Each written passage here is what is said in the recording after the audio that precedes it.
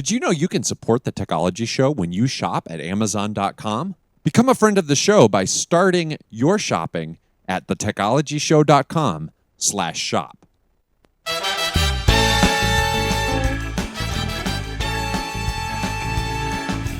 It's Tuesday, October 15th, 2013. Trip to Chicago Day. Oh, yeah. Live in rural Pickens, South Carolina. I'm Matthew T.G. I'm Heath Mulliken, and I was not invited to Chicago. And I'm Tony Casey. I'm part of the exclusive trip to Chicago. Welcome to the Technology Show, a weekly podcast featuring technology, theology, and everything in between. This is episode I believe a 221. podcast is what you do when you eat pasta while you're podcasting. I want to go ahead and get this out of the way, and I apologize to Tony for this. Tony took some medication last night. I want to go and the podcast that's been going on. His speech is slurred, but I'm suffering a NyQuil hangover. Yeah. I wasn't going to use those words, but hey, big day, lots going on on the Technology Show day. First of all, last week had a great guest, one of our favorite guests ever, David Jury, who just wrote this book, Being Dad. And this book right here, we're giving it away. And our winner of this grand giveaway is none other than assistant pastor at Oakway United, Tommy Battles. What? Who's in the chat room today. Tommy, I'll be bringing you your book Thursday at staff. Wow, This was man. rigged. Yeah. So, it was Insider. Listen, no. So, Hey. we're excited to bring you this book. And if you have not picked up this book, we encourage you to go to thetechnologyshow.com/shop. That takes you right to Amazon, and you can pick up. Big thanks the book to there. Wesleyan Publishing House. They gave us Yes. that book and provided it for the giveaway, so thank you to them. And you can also go to beingdadbook.com, and that's a great. We've had a lot of great guests on recently. About a month ago, Matthew Deprez, the author of Join Generations. We encourage you to go pick up that free ebook at joingenerations.com. Upcoming in about a month now, Mark Batterson's going to be on. His new book is All In. We'll be talking about that again. Go to our Technology Show link. Do your shopping through Amazon. You can support the show like that. You can also go to iTunes, leave us a great 5-star rating and a review. Support the show and just support the show like that. So I'm so excited. I'm tongue tied. Your hangover has been passed to me. Yeah. Okay. So we had this crazy conversation at the supper table the other night, and my son-in-law Jamin brought it up, and he said this: Gandalf versus Darth Vader, who wins? Oh, that's a no-brainer. Okay. So I said that. So who wins? Well, okay. Who do you say wins? No, man. Come on. You went out there. Who wins? Darth Vader. No, Gandalf wins. How does Gandalf He never win? loses. When did you ever see him lose, whether in The Hobbit or The Lord of the Rings? He Died! Darth Vader. He died. He fell off a cliff. died. All right. Whoa. Hold on. Darth Vader In the movie he died? Because I've never seen the movie. No, in the book he died. How does he he? doesn't. How does he Yeah, go with the from bell. Gandalf the Grey to Gandalf the White? Exactly, right there. It was death. It was. Oh, come on, guys. Oh, so where does Vader come back? Huh? Lives forever. He's a Force ghost. As Anakin Skywalker. That's it. I quit the show. That may be What are we talking the about? biggest All right. nerd. So who do you think Gandalf wins? I think Gandalf wins. Okay. How does he win? I don't know, man. Anything he does, Darth Vader uses the All right. Force. He Force chokes Listen, him. if you want to be wrong, then I'm just going to be wrong, okay?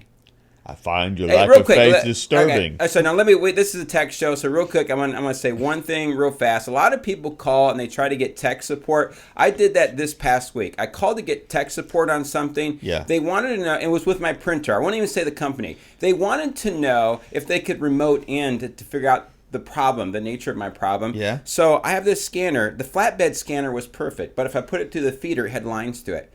So they remoted my computer, and they said, "We're going to run a scan on your Mac computer."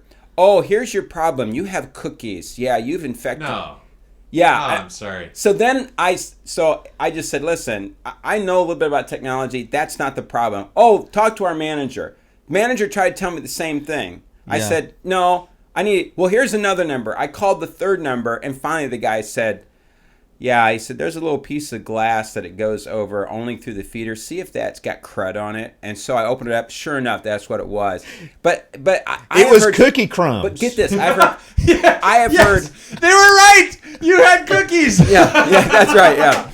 But I have heard this so many times where what they'll do, the fail-safe is this. Oh, you've got cookies on your computer. And what I kept saying is, listen, cookies are a way of life. I would expect to have cookies on my computer. My concern would have been if I didn't have cookies. I have 3 kids. I definitely have cookies on my computer. They're all in the keyboard. Yeah, you can attest to this. So I'm just Matthew. telling you, if you call to get tech support and you get that, they don't know what the problem is, and they're trying to push it off on you. Yeah. Wow. It's disappointing. Well. All right, Heath, Sorry let's talk about about our guest for this week.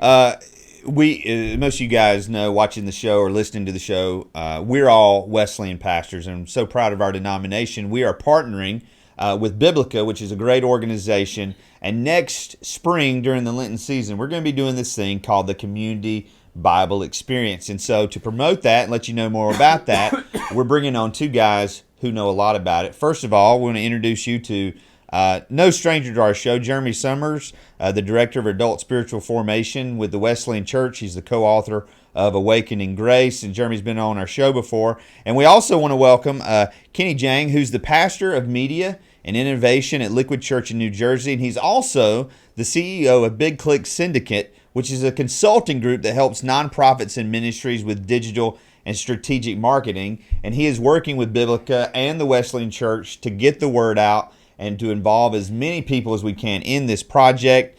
Jeremy, Kenny, we want to welcome you guys to the show. Guys. Thanks for being with us today. Yep, great to be here.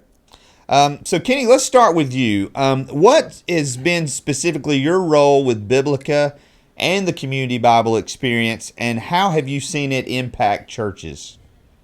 Sure. Well, I am a bivocational pastor in New Jersey. We have a multi-site church, about 3,000 in attendance. And this past year, we worked with Biblica to go through Community Bible Experience with our congregation. And it was just an amazing experience. I can't say enough about just walking through God's Word together. We actually ended up giving out over 5,000 of these Bibles, and over 3,000 people signed commitment contracts to go through it in groups with us. So it was just an amazing experience. Totally understand this innovative approach to reading God's Word in community.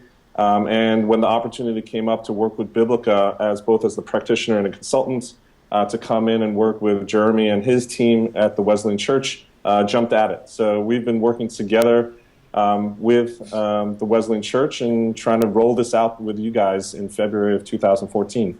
Jeremy, maybe talk to us about the other side of this. I believe the Wesleyan Church is the first denomination as a whole to do the experience. So talk about, how did this relationship with Biblica come about, and what's been the process, to get this movement started for our own denomination? Yeah. Well, of course, one name that really pushed us forward that we all know pretty well is Joanne Lyon. Yeah, I've heard of her, yeah.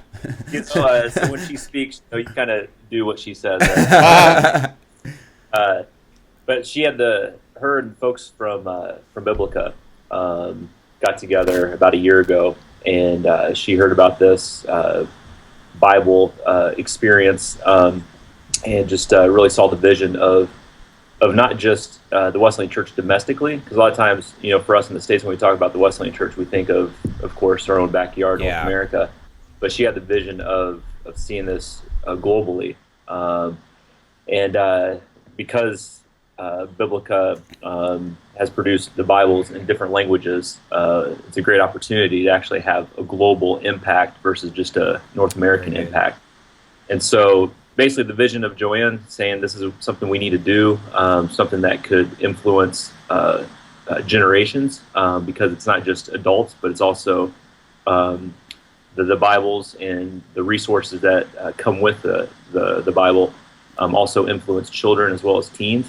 So it's really an all-church, intergenerational experience that's quite unique.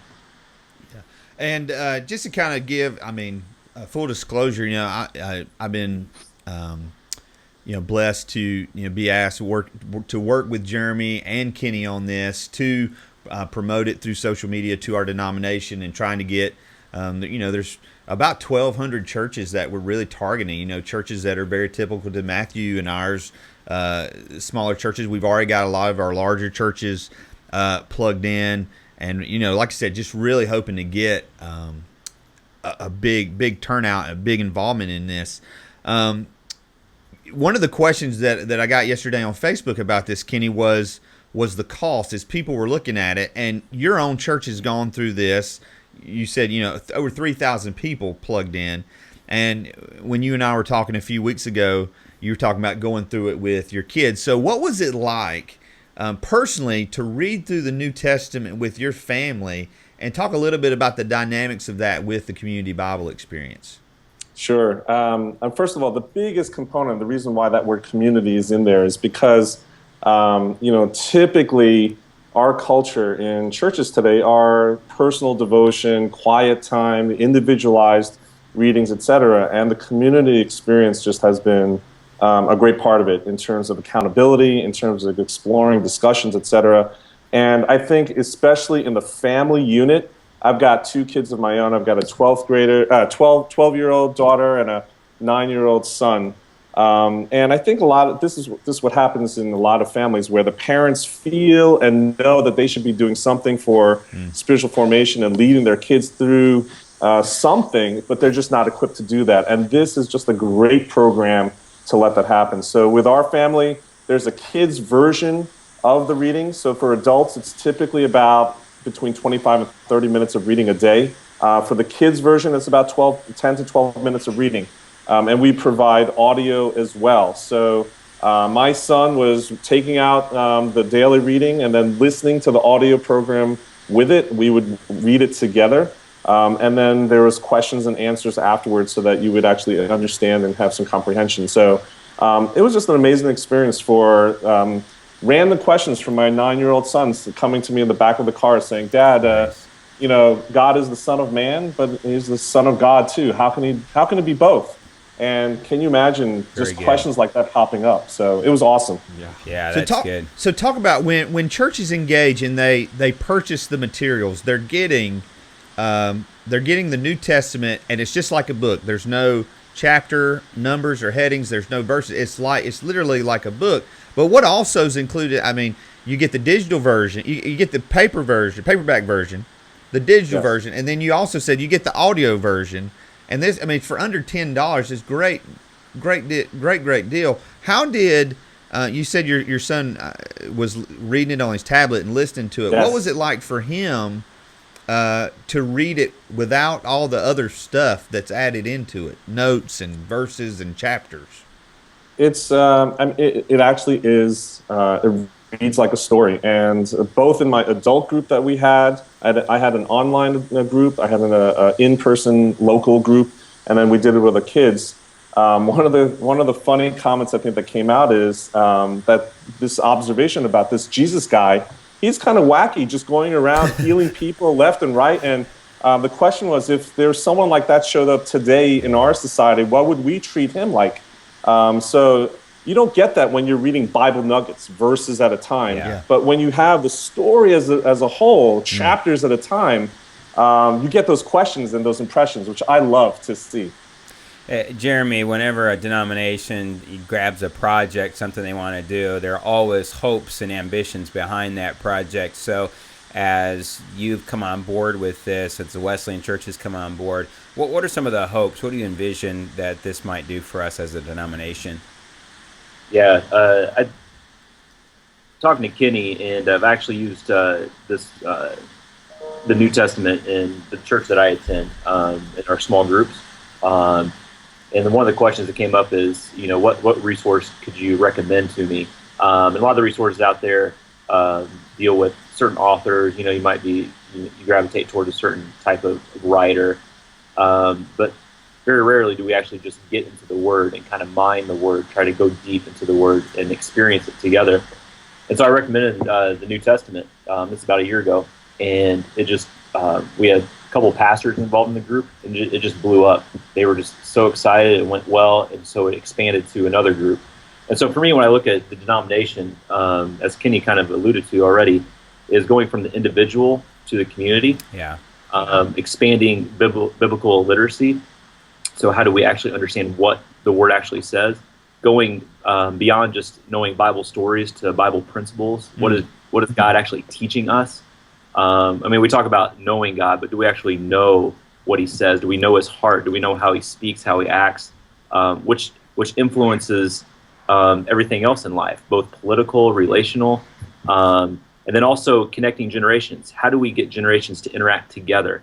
If mom and dad are reading this together in groups, and the kids are reading in groups, or grandma and grandpa are reading in groups, then what does that look like, as Kenny talked about, in the van or around the table?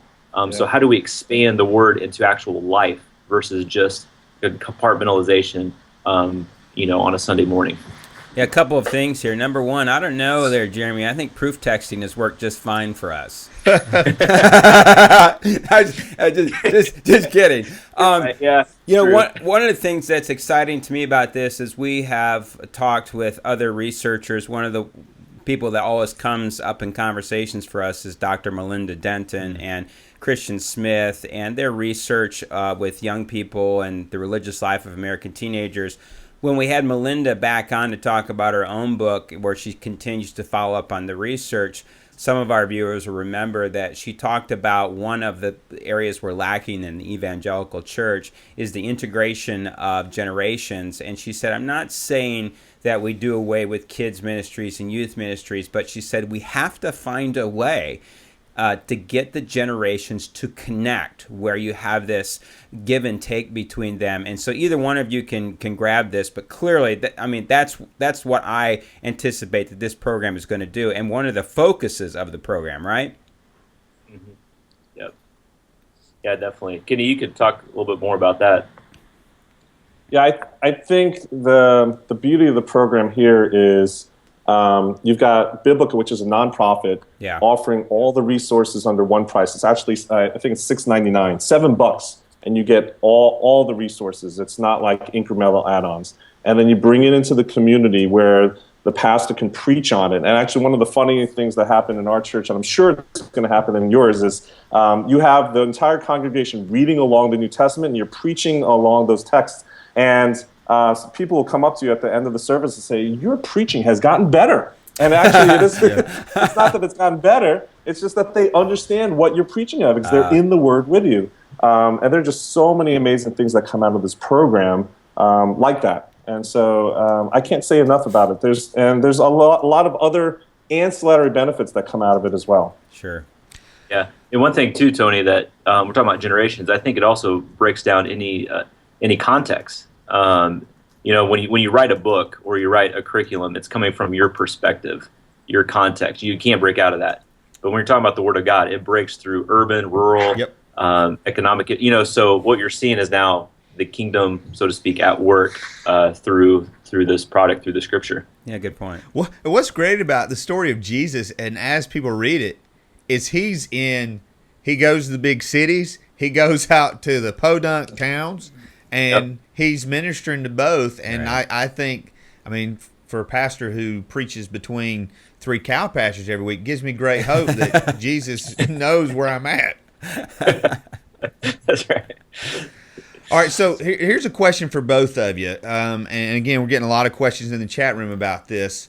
Walk us through the process. If somebody's watching this show, what's the process of how they can get their church ready? How can they sign up and get ready to participate in the Community Bible Experience in the Lenten season of 2014? Sure. One of the first places everyone can go, the general public can go, is 40daybible.com/the Wesleyan Church. That will give you a quick overview video. We are encouraging all the lead pastors. The lead pastors should have gotten an email and some communication, a letter from Dr. Joanne Lyon this past week with a place for them to sign up, and they will ship out a preview copy to them from this campaign. And that will get them started in terms of some resource materials of timelines and how to recruit your small group hosts, which these small groups are acting much more like a book club than a small group. So We're trying to lower the bar in terms of participation and leadership. And then hopefully by next month, people will start to figure out how many copies of the Bible they need for their campaign and start to put in orders at 40daybible.com. So over the next couple of weeks, we'll see more resources light up at 40daybible.com. And also during the actual campaign. So it's the 8 weeks leading up to Easter, starting February 24. There's going to be a bunch of resources. So all the daily devotionals will be there. The notes will be there. The PDF version of the readings will be there. The audio version will be there. The kids version, both the audio and the PDFs, will be available on 40daybible.com. Very good. And then you can also, with questions, email our office, Biblica, Kenny. They're going to be offering some assistance as well. So once people commit to it, there's going to be kind of assistance throughout the process. Well, Kenny, Jeremy, we appreciate you guys taking time out to be with us. Real quick before we let you go, any questions, specific questions out of the chat room? No, I mean, I think right. people were asking how to sign up, and we're going to be putting out a lot of resources. I'm interviewing the CEO of Biblica later this afternoon. We're interviewing church pastors and leaders that have already gone through this and getting tips, and we're wanting to resource local churches on how to implement this. We've also got a Facebook group called 40 Day Bible that people can join, and again, it's about sharing ideas and resources how to make this possible. But Kenny, Jeremy, where can people find you on the internet? Websites, Twitter, Facebook? How can people stalk you? Go ahead, Kenny. Go ahead. You can find me at godvertiser.com and same Twitter handle, Godvertiser with an S, or Kenny Jang as a Twitter handle, KennyJahng, and I'm sure it can be in the show notes as well. Yep. And Jeremy Summers at Jeremy Summers for Twitter, and then missionaldiscipleship.com. All right. Thanks so much, guys, for taking time out of very busy schedules to be with us. Appreciate it. Love being here. Good Hey, one. thanks, guys. Good talking with you. Lord bless. See you, Kenny. Bye-bye. All right. We actually have a video clip here that will tell you a little bit about this and give you, again, a sense and a feel for the program and what we're doing with it. So let's go ahead and roll that, Tej.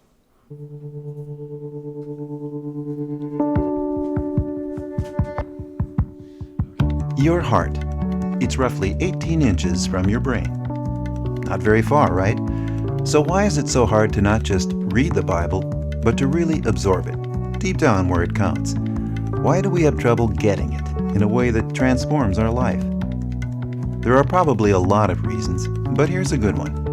Back around 200 BC, a Greek translation of the Bible split whole books into smaller sections, so each could fit on a single scroll. The order of the books changed too, sometimes simply from longest to shortest. In the 13th century, the books were divided into chapters, and in the 1500s, Bible verse numbers were added. To make it easier to fit on pages, the text was split into 2 columns. Notes and commentary were added over time. Section headings too, and red letters gained popularity along the way. So what does it all add up to? Our modern Bible, weighed down by a lot of well-intentioned accessories. But does it feel more like a reference book than a love letter? Does it read more like Bible nuggets than the story of God? So we asked, what if we could turn back the pages of time to set the Bible free from history's many editions? Would God's Word flow more freely from head to heart? We started by putting the books in a better historical order. Books that had been split, we put back together. We took away the chapter breaks, the verse numbering, the notes, the commentaries, even the red letters. We put it all back into one column, like the original. And we named it the Books of the Bible. A Bible so innovative, it was there from the start. Then we kept thinking. People usually read the Bible alone, in isolation. But what if we could go deeper together, experiencing God's Word in community? So we designed a 10-page-a-day reading plan. And we're inviting you to meet once a week in community to talk about your questions and discoveries. In just 8 weeks, you will have read the entire New Testament like you've never seen before. We call this 8-week plan the Community Bible Experience. All the better to move God's truth from your brain to where it really counts. The Books of the Bible and the Community Bible Experience, coming soon to a heart near you.